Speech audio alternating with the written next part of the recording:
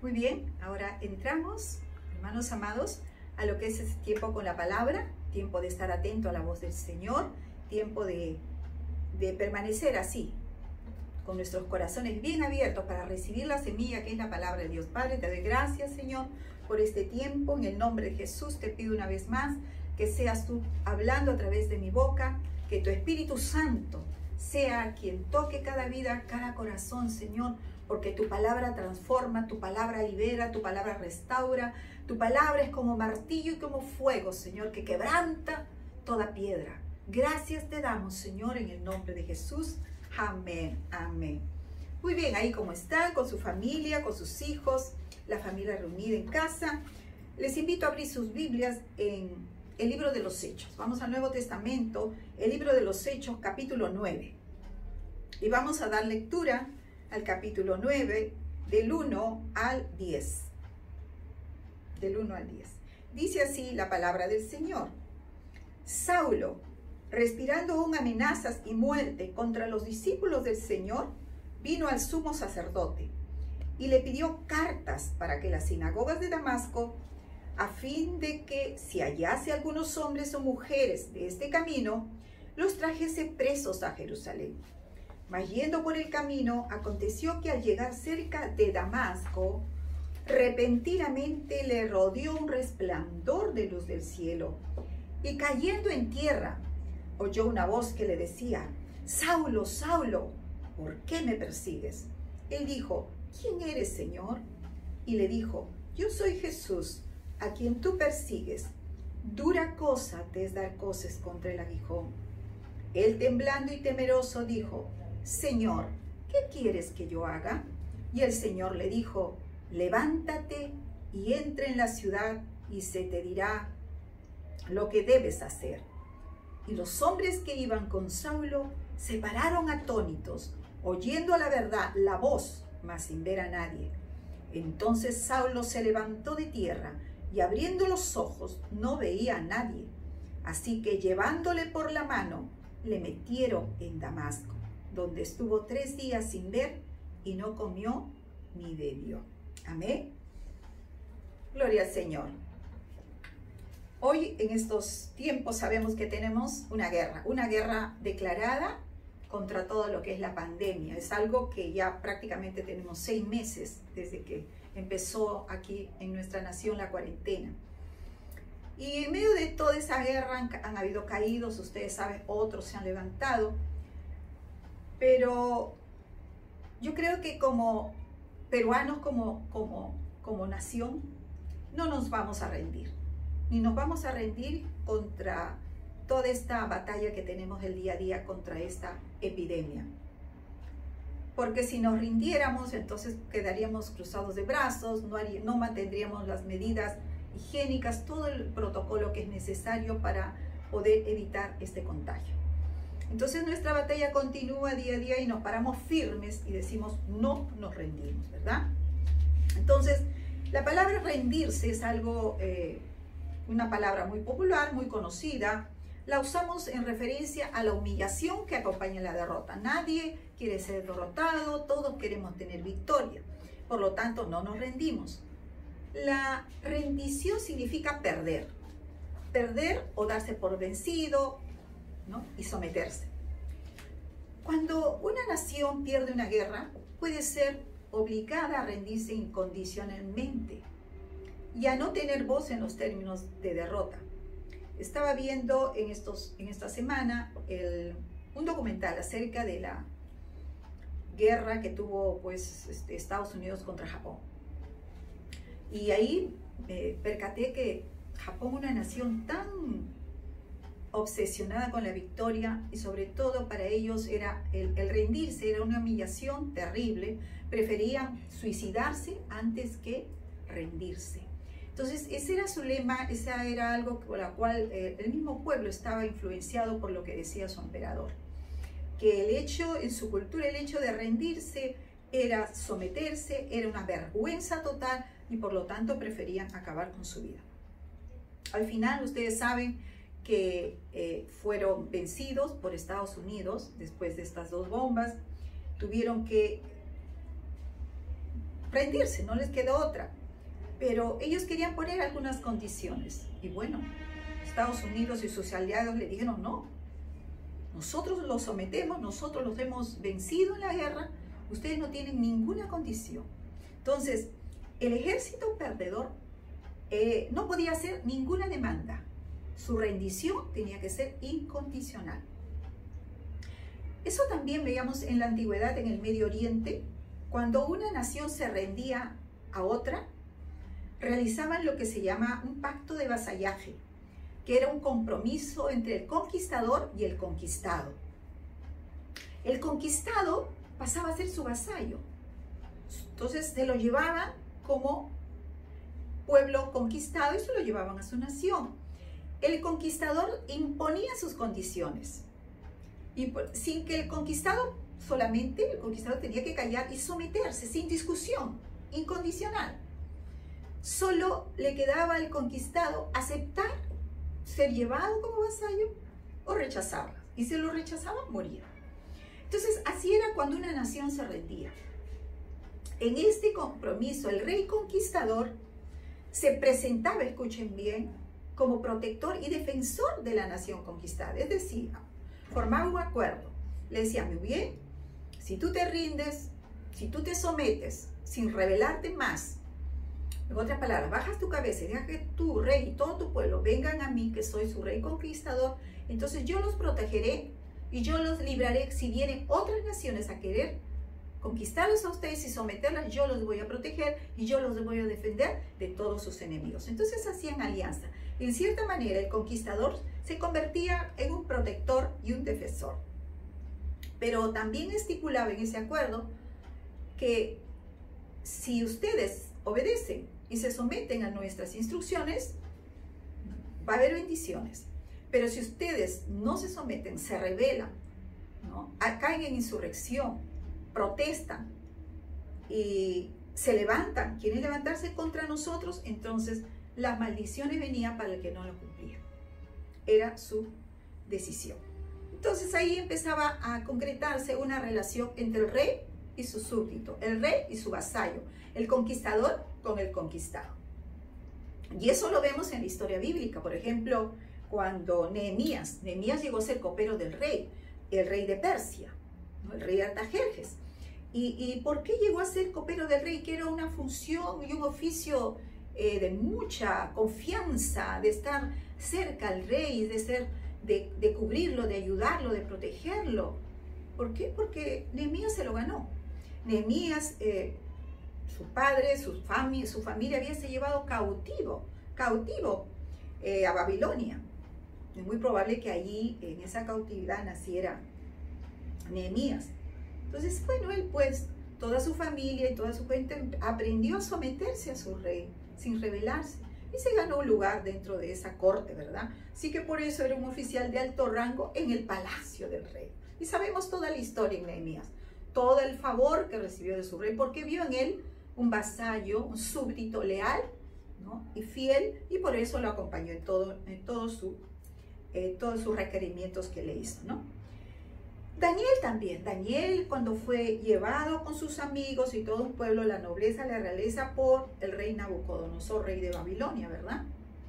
Príncipes, ellos fueron llevados, fueron instruidos, pero también les daba condiciones. Mientras ellos se sometieran, mientras ellos obedecieran, entonces ahí estaría el rey de Babilonia para protegerlos y defenderlos.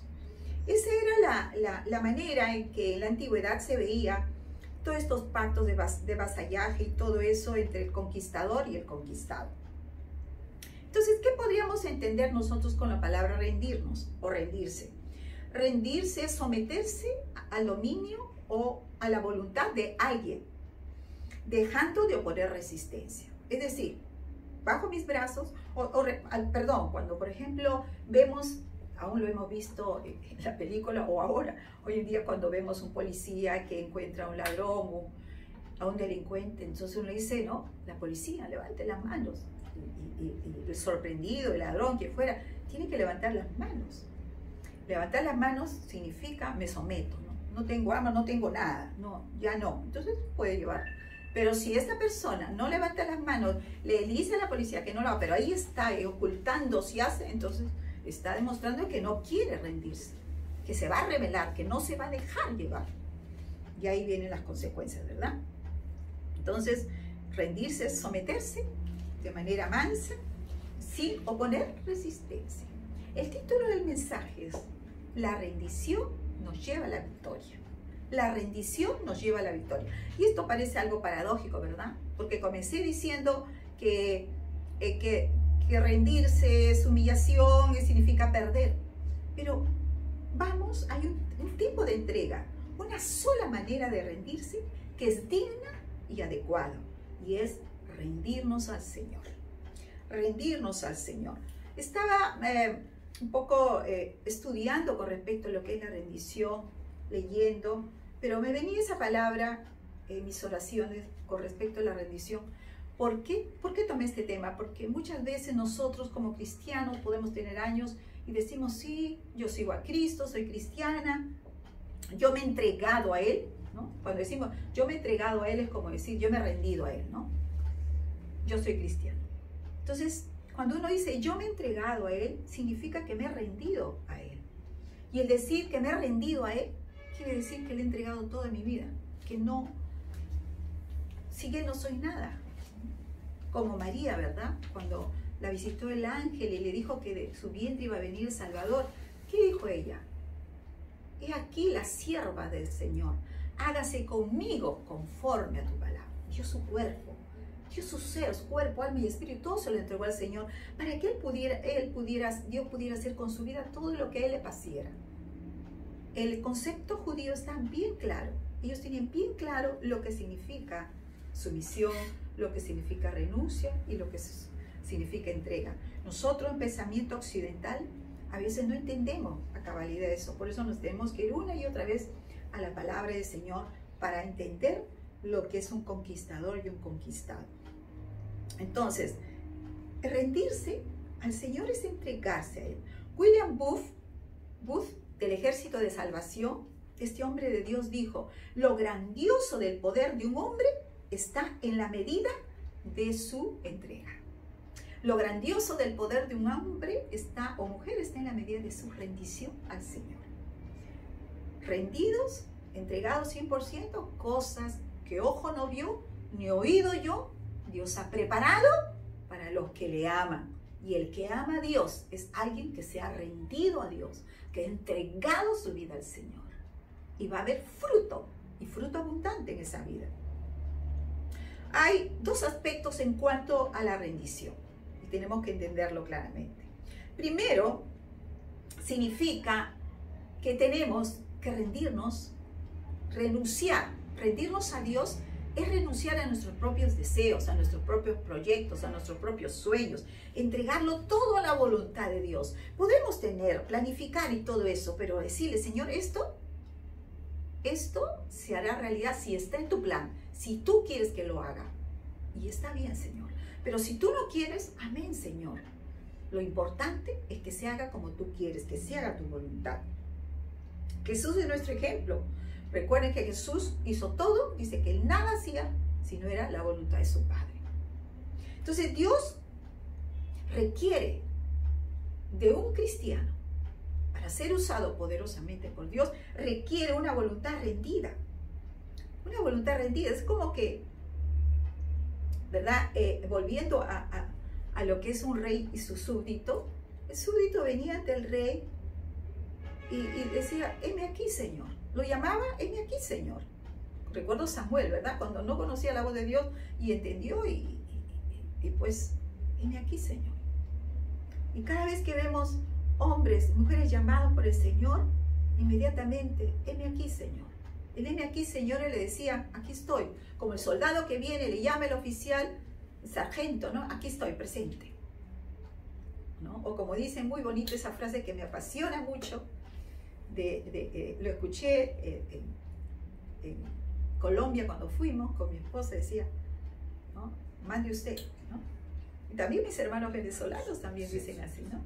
O cuando llegué allá a Colombia, entré a una tienda y me quedé impactada mirando las cosas lindas que tenía, y una señorita se me acerca, sí, vuestra merced, ¿en qué le puedo servir? Yo me quedé tiesa.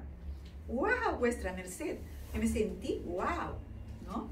Entonces, mire, cómo a veces esas palabras pueden hacernos, ¿no?, sentir muchas cosas muy hermosas. Pero bueno, de eso se trata, ¿no? Esa disposición que el súbdito cuando lo llamaba el rey. Y nuestro rey es Jesús. Nuestro rey es maravilloso Jesucristo. Y cuando Él nos llama, y cuando Él nos envía, lo único que tenemos que hacer, Señor, en X, Señor, mande usted, ¿qué quiere que yo haga? Y no lo hacemos por obligación, ni le obedecemos, ni le servimos porque, no sé, nos imponen, sino lo hacemos porque amamos al Rey. Y porque le amamos, estamos dispuestas a hacer lo que Él nos diga. Entonces tenemos que entender claramente esto, lo que es la rendición, renunciar a nuestros deseos, entregarnos al Señor, tener la voluntad rendida, la verdadera entrega. La verdadera entrega al Señor no es lo externo necesariamente, no es hacer cosas, es consecuencia, añadidura de ¿qué? De que primero he entregado mi ser interior al Señor, he entregado lo más precioso, mi vida, y mi vida se expresa, escucha bien, nuestra vida se expresa en nuestra voluntad, en mi voluntad. Y cuando nos rendimos al Señor, somos como la vara de Aarón. Tú y yo tenemos que vernos como ese instrumento en la mano de Dios, poderoso el Señor, de manera grandiosa nos quiere usar, pero siempre y cuando nos dejemos usar por la mano del Señor. No eres tú el que dirige, ¿no? Es Dios quien dirige, es Dios quien hace, como lo hizo con Moisés, lo llamó, él tuvo renuencia al comienzo y todo eso, pero al final venció al Señor como siempre. Él va a vencer cuando encuentre ese corazón que al final dice, me rindo a ti. Y Moisés, pues, se dejó llevar por el Señor, la vara en sus manos, el Señor hace esto, haz lo otro, él pudo hacer, y con la vara hizo muchas cosas extraordinarias, se abrió el mar, golpeó la roca, hubo agua, usted lo sabe, cosas grandiosas, y esa vara eres tú y soy yo, pero si nos dejamos usar y llevar por la mano de Dios, y eso significa rendirnos al Señor, entregar nuestra voluntad, y entregar la voluntad al Señor no es algo fácil, hermanos amados. Entregar la voluntad al Señor no es entregarle nuestra vida completamente, cuerpo, alma y espíritu al Señor. Es como el sacrificio vivo que va al altar, ¿a qué? A morir. Es lo que la palabra nos enseña. Pablo nos enseña a morir a nosotros mismos cada día. Jesús nos enseña, carga tu cruz y sígueme, muriendo cada día. No es una sola vez, sino cada día morir y entregar nuestra voluntad cada día. La crisis más grande que enfrentamos es en nuestra vida cristiana la entrega de nuestra voluntad. Porque estamos tan apegados a las cosas, tan apegadas a las circunstancias, tan apegados a las personas, que cuando el Señor nos pide algo no queremos y nos resistimos. ¿Recuerdan a Abraham? Dios le pidió lo que más amó, a su hijo, y él lo entregó. Y por eso el Señor lo llama amigo de Dios, porque Él sabía que le iba a obedecer en todo. Y eso es para todos, a lo largo de la historia. Todos los cristianos hemos tenido que atravesar eso, rendir nuestra voluntad. Y mientras no rindamos completamente nuestra voluntad, no vamos a conocerlo. No nos va a poder usar con todo el potencial que Él quiere para ti y para mí. No va a poder levantar una iglesia en fe fuerte y poderosa para llevar ese evangelio. ¿Por qué vamos a poner renuencia? No tengo tiempo, no puedo, ¿por qué voy a conectarme? Si tengo muchas cosas que hacer, otras cosas son más importantes. Y le hacemos excusas. Entonces Dios nos mira y nos dice, pero ¿qué? Si eres mi hijo, si eres mi hija, ¿por qué eres renuente? Si yo quiero usarte como la vara de Moisés. Yo quiero que seas mi instrumento para ganar a tu familia, para ganar a la gente, poner palabra fresca en tu boca, revelación. Pero tú no quieres. Yo quiero, pero tú no quieres. Otras cosas son más importantes que yo. Otras personas toman el lugar que yo debo tener en tu corazón. Entonces, ¿cómo hacemos renuencia, verdad? Lo resistimos. Y Dios está ahí, llamando nuestra atención, pero Él lógicamente nunca nos va a obligar ni nos va a rogar para que lo hagamos, pero Él va a esperar, fíjate, ve, si tú pacientemente, dice el Señor. Él espera con paciencia hasta que voluntariamente nos rindamos ante Él. Los hijos de Dios, Dios te ha llamado, Dios te ha escogido, Dios te ha lavado con su sangre. Él espera con paciencia y es lo más hermoso de nuestro Dios, que Él no se desespera, ni siquiera se desanima y dice, no, quiero usarla y me da la espalda por otras cosas. Él tiene paciencia porque nos ama. Es un amor tan grande para que nosotros vengamos a Él voluntariamente. No, yo no te obligo a que ores, yo no te obligo a que ayunes, yo no te obligo a que leas las Escrituras. Eso tiene que nacer de un corazón rendido, que me ame, que me desee, que me anhele, que me necesite. Ese es el corazón rendido al Señor. Aleluya. Él entonces espera que nuestra voluntad sea una entrega voluntaria de nuestra vida. Y una vez que lo logra, y una vez que somos vencidos por Él, somos vencidos por su amor inquebrantable, entonces empieza ahí toda una vivencia, toda una relación de comunión y unidad con Él. Es el comienzo de cosas grandiosas, cosas hermosas, revelaciones, palabras hermosas que podemos oír del Señor. Palabras e instrucciones para ser usados por el Señor.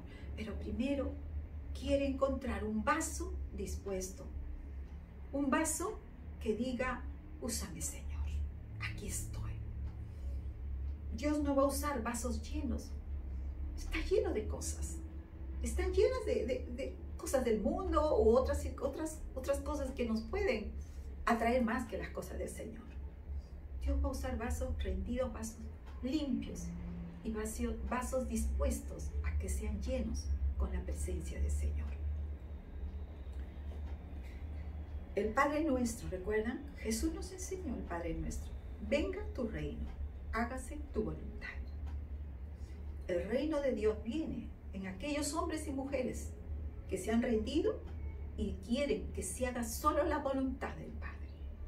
Que venga tu reino, un reino de poder, un reino grandioso, un reino que vence todas las tinieblas, un reino que destruye toda obra de Satanás, que deshace toda obra del diablo. Es el reino de Dios.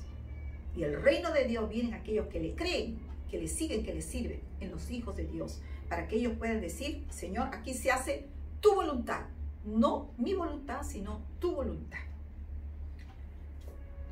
Segundo, no solamente es la voluntad del Señor, rendirse a la voluntad del Señor, sino también es la aceptación, el que renuncia, el que se rinde, el que se entrega, es aquel que acepta que Dios es Rey soberano. Acepta que Dios es Rey soberano. ¿Cuál fue el problema del pueblo de Israel cuando era guiado por Moisés y por la nube, por la columna de fuego y toda esa guía y protección que Dios le daba? ¿Cuál fue el problema de ellos?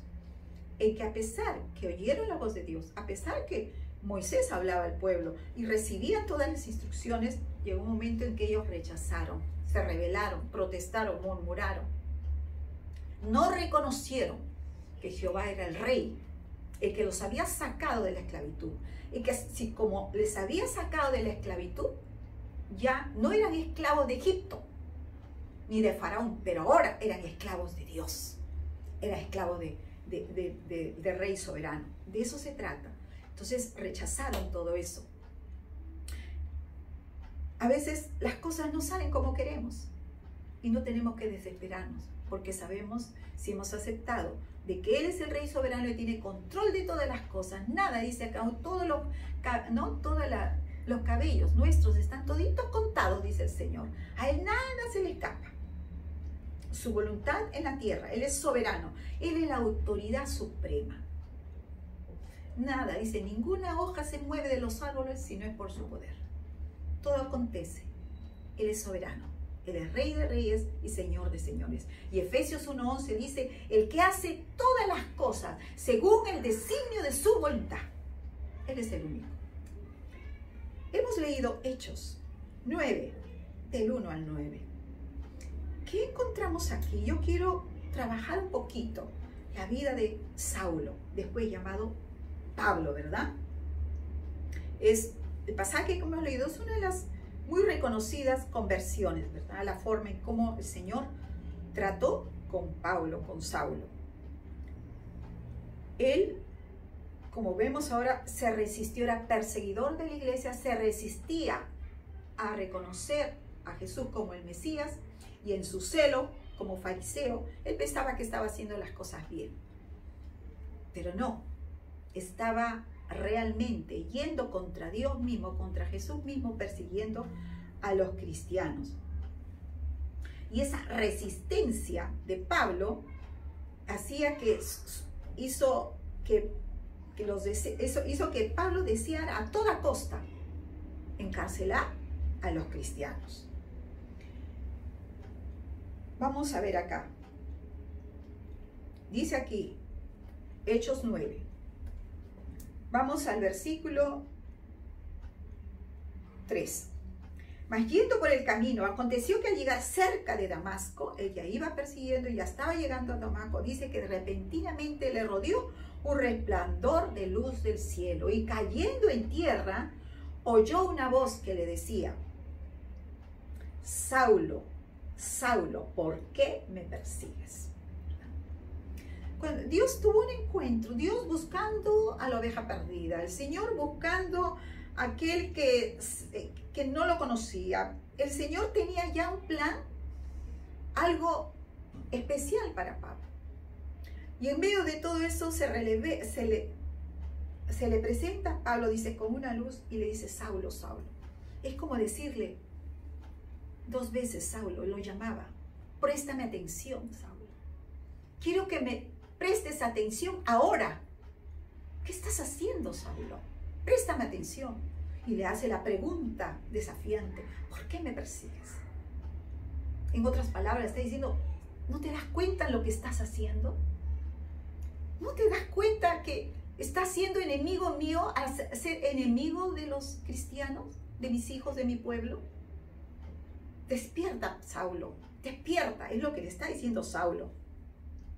Inmediatamente él reconoció que era el Señor, que era alguien sobrenatural, no era terrenal, alguien sobrenatural. Vio los cielos abiertos y vio esa luz y le dijo: ¿quién eres, Señor?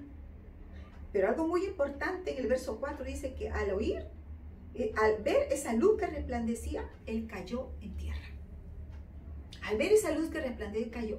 Era tanta la presencia de Dios que él no podía mantenerse en pie y que tuvo que caer. Y era la voz de Jesús. Ese poder sobrenatural y grande viniendo a él. Y uno dice: ese Saulo orgulloso, ese Saulo fariseo, ese Saulo que a mí no me manda nadie, yo decido las cosas, yo tengo mis propios planes, y yo tengo que perseguir, yo soy acá el más, yo acá tejo y manejo y hago y destejo y hago todo lo que quiero, porque así era Pablo, de ese carácter, ¿no? Y él era necesario, bueno, por el oficio y lo que él tenía, ¿no? La autoridad que él tenía, pero de pronto cae toda su poder, toda qué sé yo, el hecho de ser toda una gran autoridad, en ese momento cae al piso. Ahí no es nadie. Y es necesario, cuando venimos a Él, reconocer: nadie somos, ni títulos, ni autoridad que tenía, ni conocimiento, no de nada, todo se fue abajo. Y él cayó, dice, y ahí le hace la pregunta a Jesús: ¿por qué me persigues? Le está diciendo, en otras palabras: yo soy Jesús al que tú persigues. ¿Y por qué? Porque le dice en el 5: ¿quién eres, Señor? Sí, pero él indudablemente ya tenía esa perspectiva de quién podría ser, porque esa luz sobrenatural y todo, pero quería enfatizarlo, quería que escuchar más claramente la voz del Señor, y por eso le dice: ¿quién eres, Señor? Y le dijo: yo soy Jesús. Ante esa pregunta, Jesús se le revela y le dice: yo soy lo que tú persigues. Dura cosa es dar cosas contra el aguijón. Dura cosa es dar cosas contra el aguijón. Cristo habló con Saulo y ahí se acabó la batalla que tenía él contra Jesús. Ahí Saulo se rindió a Cristo. No tuvo otra salida. No hubo otra salida. Volviendo al verso 5, dice, yo soy Jesús a quien tú persigues, dura cosa te da coces contra el aguijón. Haciendo el estudio de esto y viendo, realmente me quedé impactada por lo que el Señor, cómo nos habla con la palabra. Si hay algo que tenemos que entender, hermanos amados, es que cuando leamos la palabra tenemos que ir a su historia, tenemos que ir a sus orígenes, tenemos que ir un poco más allá, no nos conformemos con lo que oímos por radio, por televisión, por internet, por lo que fuera, o por lo que leamos, libros. Tenemos que ir con la ayuda del Señor, con la ayuda del Espíritu Santo, con la ayuda también de la misma palabra, un poco ir a la historia. ¿No? La historia es riquísima, hay que estudiarla, hay que leerla. Y en la historia de los judíos entendemos, Jesús usó muchas imágenes, muchas frases, muchas maneras de poder expresar, de poder hacer entender al pueblo con parábolas, con dichos, con refranes, con muchas formas que el pueblo judío entendía para ese momento. Pero nosotros somos de otro siglo y tenemos tanto que aprender al respecto. Por eso me llama la atención, siempre hemos escuchado, dura cosas te da coces contra el aguijón. Aquí vemos que el Señor no solo le habló en hebreo, sino que también usó una imagen que para ellos era común en la vida cotidiana. Ellos recuerden que en el pueblo judío había ganaderos, agricultores y todo tipo de cosas. Él usó una imagen que era común en aquel tiempo para hacerle ver a Saulo lo que estaba haciendo. Mira, cuando Dios nos habla, su lenguaje es tan fácil y tan directo. Cuando quiere hablar a nuestro corazón. Él no se hace de palabras rimbombantes ni nada. Él con una sencillez nos habla, ¿no? Él le dice, dura cosas te dar coces contra el aguijón. ¿Qué es el aguijón? ¿Qué es la aguijada? Y bueno, lo único que yo conocía de aguijón era el de la abeja, ¿verdad? Una sola vez me picó la abeja y me comió y Dios me hizo ver estrellas, ni más, ¿no? Pero vamos acá a lo que dice, es algo así, ¿no? El aguijón o aguijada, como se llama, para ese entonces era un instrumento, y hasta ahora creo que lo usan obviamente, un instrumento largo, con una vara larga, que tenía en la punta algo de acero, ¿no? Era una punta pequeña de hierro, de acero, en la extremidad exterior.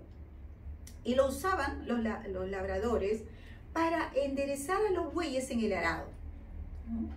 Los bueyes era un tipo de vara, como les digo, con una punta, y con esa punta aguijoneaban o hincaban a los bueyes para que puedan avanzar en el arado o en la carreta si estuviera. El momento que los bueyes necesitaban este tipo de aguijón, porque si no lo hacían, podían quedarse quietos, estancados o como que ya desanimados para seguir trabajando en el arado. Y recuerden que trabajar en el arado implicaba que eran dos bueyes ahí con su yugo, pero el camino tenía que ser recto.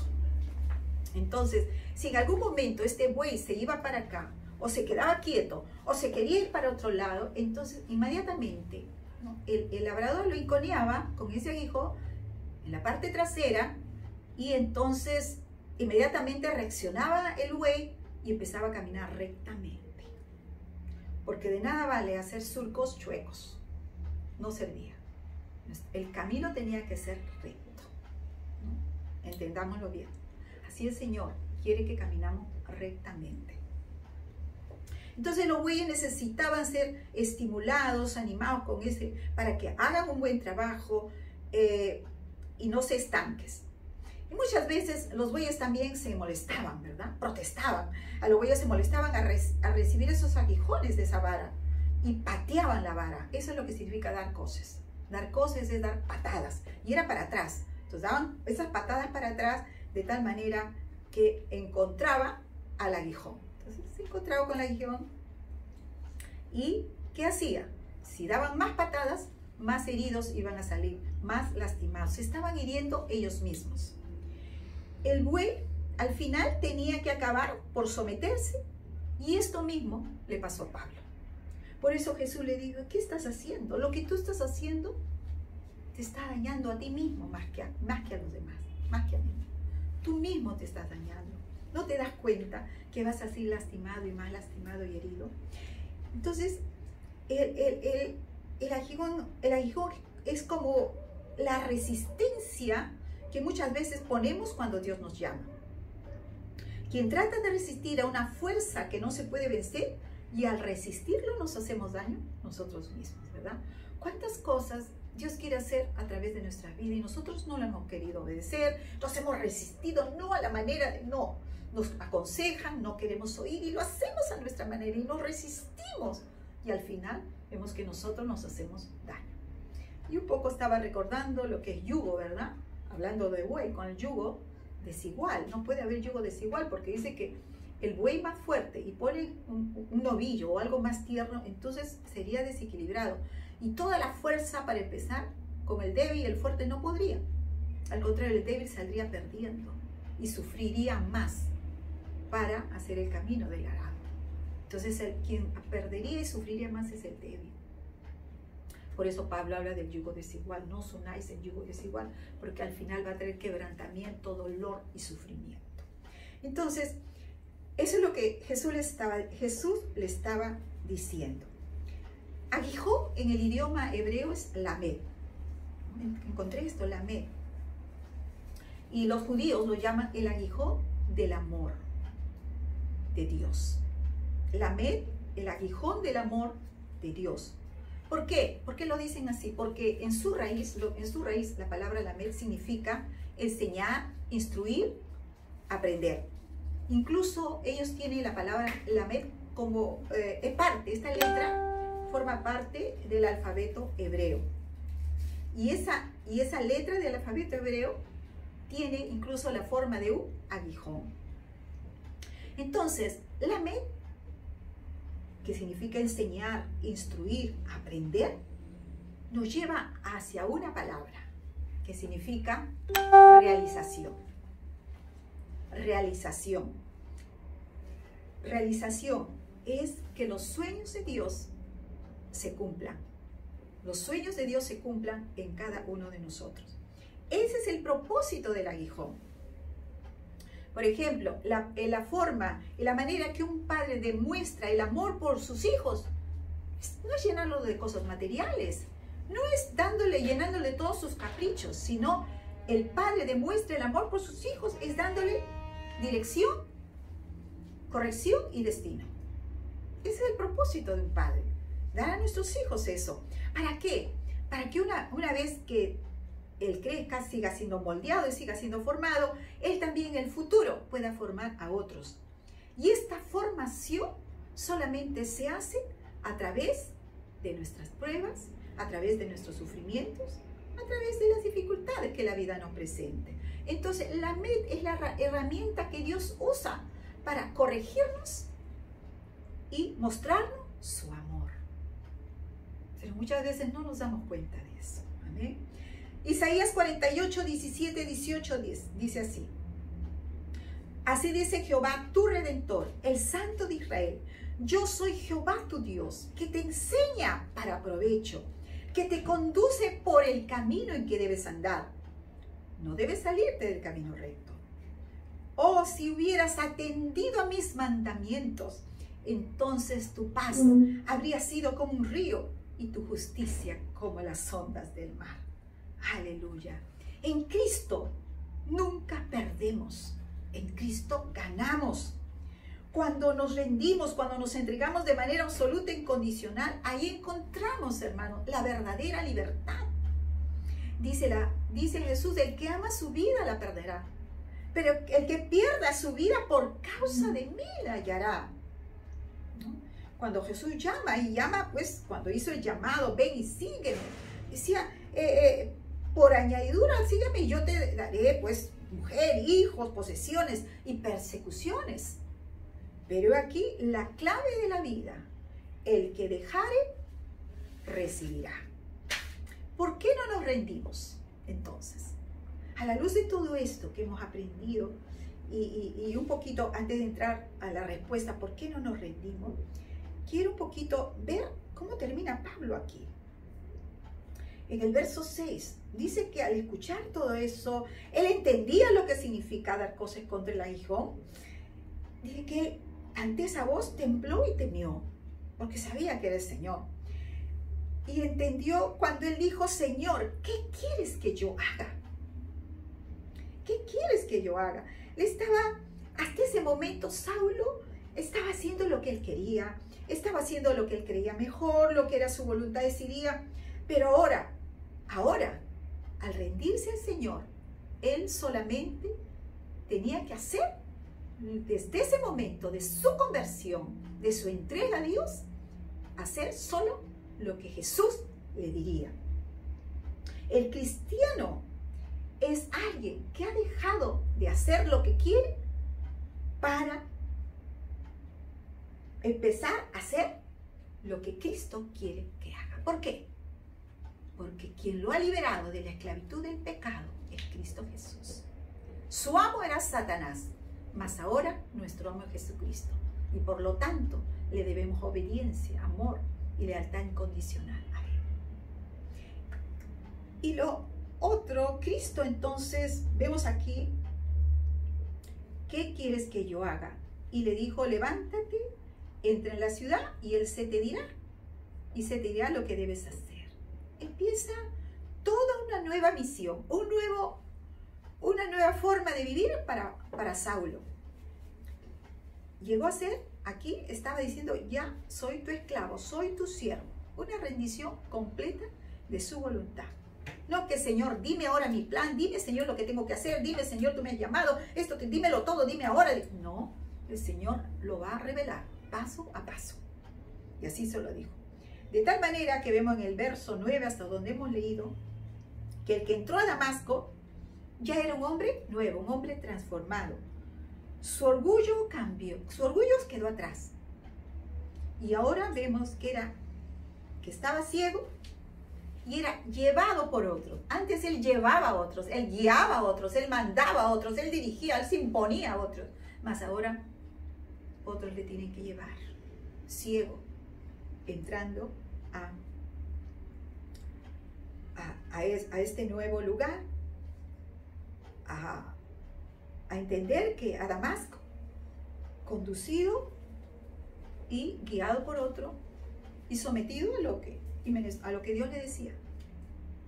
Entonces así fue la entrega y la rendición de Pablo, y se dejó guiar, Terminando, ¿por qué no nos rendimos entonces? ¿Por qué aquí vemos a un Saulo, un Pablo y a muchos hombres y mujeres acá en la Biblia que cuando Dios les llamó, dijeron: heme aquí, Señor, aquí estoy? Porque entendían lo que es, quién es el que manda y quién es el que obedece, quién es el rey y quién es el súbdito, quién es el que gobierna y quién es el que tiene que dejarse gobernar. Era claro para el contexto judío y todo lo que leemos acá. Entonces, ¿por qué no nos rendimos? ¿Por qué tenemos miedo? Quizás porque tenemos miedo de entregarle a Dios el control de nuestra vida. Todavía queremos ser el que guía. Todavía queremos tener el que controla. Entonces, si algo se nos escapa de las manos, entonces no. Yo soy el que hago las cosas a mi manera, entonces no sé lo que puede pasar, no sé lo que Dios va a hacer. Entonces mejor lo hago yo. Hemos vivido tanto tiempo dependiendo de nosotros mismos. Mi plan, mi dinero, mis negocios, mi trabajo, mi futuro, mis hijos, mi familia, todo es mío, mío, mío, mío. Y yo lo controlo, yo lo hago así, yo lo hago de esta manera. Entonces no lo he entregado al Señor. No permito que otro tome el control. Yo lo hago mejor. Segundo, ¿por qué no nos rendimos? No solo porque tenemos miedo, sino porque no le creemos. No confiamos en Él. Le doy un ejemplo, ¿no? Haciendo esto recordé. Cuando mis niños eran pequeños, todavía mis dos hijos pequeños, con mi esposo íbamos a una piscina y todos los fines de semana, los días que podíamos. Y ahí mis niños, de muy chiquitito, aprendieron a nadar. ¿Pero por qué aprendieron a nadar? Porque mi esposo sabía nadar y nada muy bien, excelentemente. Y él les enseñó, él fue prácticamente su profesor de mis niños. Y yo los veía cómo se metían a la piscina de pequeña, luego a la piscina honda y nadaban como pececitos, buceaban hasta el fondo, disfrutaban terriblemente. Y yo solamente me tenía que consolar sentándome a la piscina y chapotear con mis piernas, Y lo miraban, mi esposo me decía, atrévete, yo te voy a enseñar cómo les enseño. No, le digo, no me puedo ahogar. No, ¿cómo te vas a ahogar? Acá estoy yo, te voy a enseñar, así como enseño a mis hijos, te voy a enseñar. No, déjame a mí, déjame aquí nomás. A mí, no, aquí nomás estoy sentada y yo estoy bien. Esa actitud, ¿verdad? Entonces, lógicamente no éramos cristianos en esa época. Y bueno, al final, de verlos tan felices y tan contentos, dije, yo también quiero. ¿Qué tiene esa agua? ¿Qué tiene esa piscina que tanto disfrutan? Yo también quiero disfrutar. Y así con mis temores, ¿no? Le dije el miedo y con qué desconfianza, porque mi esposo me dijo, empieza a chapotear, empezó a chapotear a poquito, ya empecé a poquito, hasta que un día me dijo, y ahora sí, lánzate, tírate y yo te recibo, como lo hacen mis hijos, como lo hacen nuestros hijos. Yo pongo los brazos y tú chapoteas en el agua y yo te recibo. Y yo le digo, pero no, ¿y si me ahogo? ¿Y si me hundo? No, no te vas a hundir ni te vas a ahogar, yo te recibo. Hermanos, he estado forcejeando eso no sé cuánto tiempo. 1 semana, 2 semanas creo. Hasta que al final, un día, pues, no me insistas, lo que tú quieres es que me ahogue.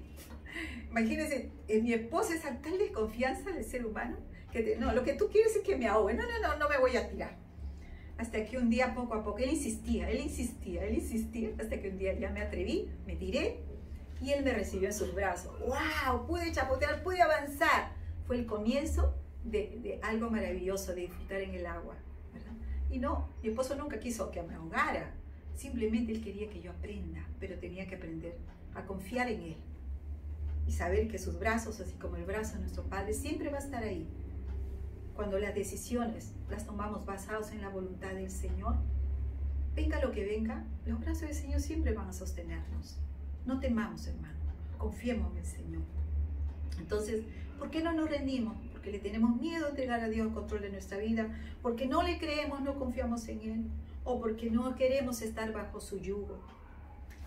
Y esto es como lo mencioné hace un momento, ¿no? El yugo que nos habla, esos ejemplos, imágenes de la vida cotidiana de Israel, de 2 bueyes en un yugo, para que avancen un camino, para que hagan, ¿no? El recorrido y pueda sembrarse la semilla y trabajar en la tierra. No queremos estar bajo su yugo porque no hemos entendido, hermanos. Y aquí se incido, y esto es algo que la cual el Señor tiene que traer claridad a nuestra mente, a nuestro corazón. Somos liberados de la esclavitud de Satanás. Pero Él no nos libera y estamos ahí andando y solos, ¿no? Y nos libera para ser esclavos de Jesucristo. No es que soy dependiente de Cristo. Entonces, pasamos de una esclavitud a otra, pero es otro tipo de esclavitud. Jesús dijo, mi yugo es fácil y ligera mi carga. Entonces, el yugo de Cristo es ligero. Ahora no somos esclavos de Satanás, pero somos esclavos de Jesucristo. El mundo no entenderá cómo es que eso es de esclavos, ¿no? Lo que llamamos siervos. Cuando nos llamamos siervos, sierva del Señor, a veces suena tan bonito, pero es directo, es mejor, como dijo Pablo. Pablo, siervo y esclavo de Jesucristo. Pablo, siervo y esclavo de Jesucristo. Dios nos tiene paciencia y paso a paso nos va trayendo hacia Él. Y cada vez que nos pongamos renuentes, rebeldes, queriendo hacer las cosas a nuestra manera, si tú eres hijo o hija de Dios, entonces también, ¿no? Vamos a dar nosotros coces contra el aguijón hasta que aprendamos la meta y nos rindamos totalmente a Él. ¿Rendirse para qué? Para salvarte, como Pablo, tuvo que rendirse para encontrar la salvación. Tuvo que rendirse para hacerse discípulo, ser enseñado, ser enseñable y serse discípulo. Y una vez ser discípulo y aprender, pudo servir al Señor con el poder del Espíritu Santo. Dice Hechos que todos estaban llenos del Espíritu Santo y continuaban hablando la palabra de Dios con valentía. ¿Por qué? Porque rendirse al Señor es confiar en Él y dejarnos usar por Él. El poder de Dios viene con una entrega total y una rendición total. Vamos a orar y vamos a pedir al Señor una vez más que ahí donde tú nos estás viendo, oyendo, si tú todavía no conoces a Jesucristo, si tienes en medio de esta situación caótica que vivimos de pandemia, de enfermedad, de problemas económicos, no sabemos qué va a ser el futuro, de pronto ha venido sobre ti temores, angustia, zozobra, estrés, desesperación, muchas cosas que está atacando al mundo entero. Lo único que te puede ayudar y que te puede salvar de salir de toda esta situación es Jesucristo. Así como Saulo, que no entendía las cosas, podía tener religión, pero no tenía salvación, hasta que tuvo encuentro con el Señor. Yo te digo en esta mañana, ríndete al Señor, entrega tu vida al Señor. Con Él vas a estar seguro, Él te va a guiar, vas a llegar a puerto seguro, vas a tener un capitán de tu destino, vas a tener a alguien que te lleve de la mano, nunca más estarás solo y sola, porque Él te va a llevar de la mano porque te ama. Arrepiente de tus pecados, entrégate al Señor y dile: Señor, he pecado contra ti, perdóname, quiero ser tu hijo, libérame de la esclavitud de Satanás, yo quiero ser tuyo, y Dios peleará tus batallas. Y a los creyentes, tú como hijo o hija de Dios en esta mañana, te pido en el nombre de Jesús que renueves tu entrega al Señor incondicionalmente.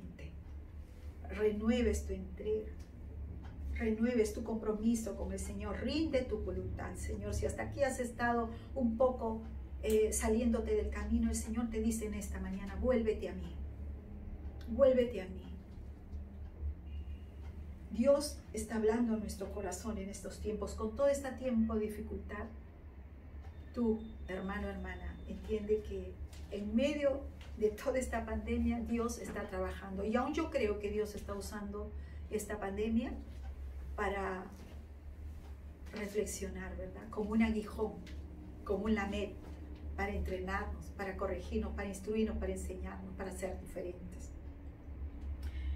Toda esta situación nos ha llevado al quebranto, nos ha llevado a darnos cuenta que necesitamos al Señor, y que necesitamos realmente decir: Señor, yo soy tu sierva. Habla, Señor, que tu sierva oye. Y tú has tenido que pelear tus batallas de miedo, de enfermedad, de crisis económica, de dificultad. Hoy, en esta mañana, el Señor te dice: ríndete a mí, yo estoy aquí. Oremos. Padre, te damos gracias, Señor, por esta palabra tuya, Señor. Mi Dios, tu pueblo, Señor, tu pueblo se rinde a ti en esta mañana, tus hijos, Señor. Padre, porque solamente en tus manos estamos seguros y confiados, Señor. Tú quieres llevarnos, Señor, como lo llevaste a Pablo, Señor, a Saulo. Lo llamaste, lo escogiste, no importa de dónde vino ni lo que hizo, sino que lo llamaste con una misión y con una visión que cumplir, Señor. Y Él te dijo: heme aquí, Señor, aquí estoy dispuesto. Padre, oro para que en estos tiempos, yo sé, Señor, ahí donde está tu pueblo ha sido quebrantado, tu pueblo ha sido, Señor, también consolado por ti. Pero también tú estás hablando a tu iglesia en este tiempo, para que es una iglesia rendida 100% a ti, dispuesta a oír tu voz, Señor. Y saber, Señor, que tú hablas a tus hijos cuando están dispuestos y atentos a tu voz para cumplir tu voluntad en esta tierra, Señor. Gracias, Dios, porque en estos tiempos levantas una iglesia valiente, una iglesia poderosa, una iglesia que oye tu voz y va a hacer lo que solo a ti te agrada, Señor. Gracias, Dios, porque en estos tiempos la iglesia, discípulos en las naciones, no es la misma, ni será la misma, Señor. Porque aquellos que estuvieron, Señor, renuentes, aquellos que quizás tuvieron temores, Señor, aquellos que quizás, Señor, andaban de manera tibia, hoy se han afirmado por el poder de tu Espíritu Santo, por el poder de tu palabra, por el poder de la oración, por el poder del ayuno, Señor. Tú nos estás llevando, Señor, a un nuevo nivel en estos tiempos. Tú estás llevando a tu iglesia, Señor, a afirmarse más en ti, Señor, porque esta situación que hemos vivido y estamos viviendo nos ha acercado a tus brazos, nos ha acercado, Señor, más cerca a oír tu voz de una manera clara para hacer, Señor, tu voluntad en esta tierra. Gracias te doy, Señor, por tu iglesia. Sigue levantando, sigue hablando, sigue moldeando nuestras vidas para ti, Señor, y podamos decirte cada día, cada mañana: habla, Señor, que tu siervo oye, para poder hacer tu voluntad en esta tierra. En el nombre de Jesús. Amén. Amén. créele al Señor. Amén. Qué bueno, mis amados hermanos, que esta palabra haya calado nuestro corazón, nos haya hablado el Señor de una manera poderosa. Estamos, por tanto, terminando. Voy a bendecir al pueblo del Señor. Que el Señor, mi amado hermano, te bendiga y te guarde. Que el Señor haga resplandecer su rostro sobre ti y tenga de ti misericordia. Que el Señor alce sobre ti su rostro y ponga en ti paz. Levante sus manos, hermano, ahí donde están ustedes. En el nombre del Padre, del Hijo y del Espíritu Santo, que el Señor les bendiga rica y abundantemente. Amén.